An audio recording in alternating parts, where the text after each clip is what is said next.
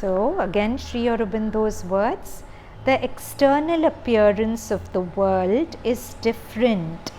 There falsehood, ignorance, evil and failure are predominant.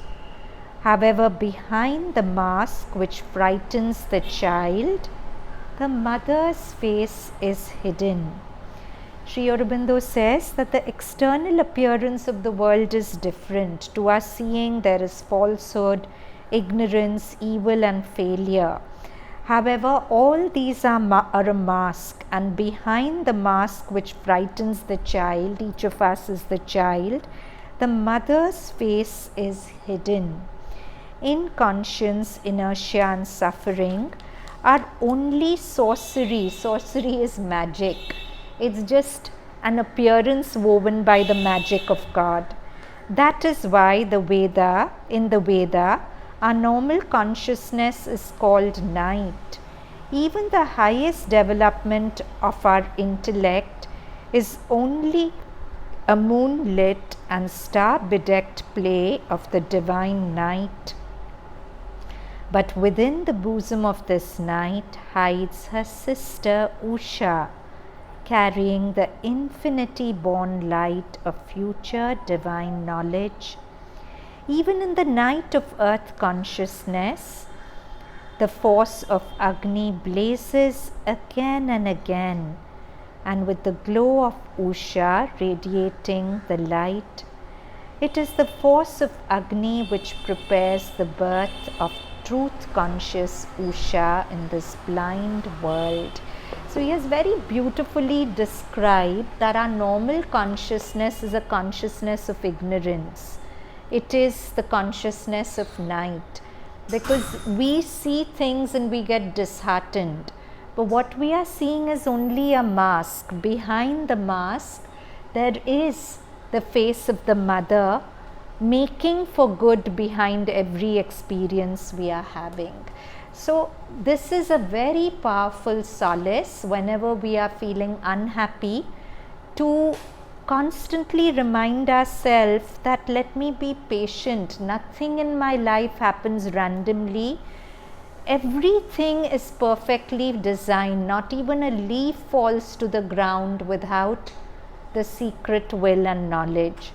So if I really live with this sense that I'm living in the middle of a miracle, where everything is orchestrated and designed for the growth of my soul to take me to a better place, then I'll feel less of a lack, I'll feel less inadequacies, less incompletion, isn't it? So Bhadram can be a very powerful solace. But why is it difficult for us to access it many times? How many of us feel that whatever happens, we remember that it's part of Mother's plan and it's for my good? Varun, you remember this all the time? Okay, so that means you would never get unhappy. So you're never unhappy?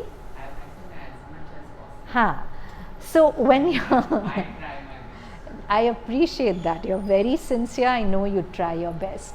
But why is it when we do become unhappy, why does our access to Bhadram get lost?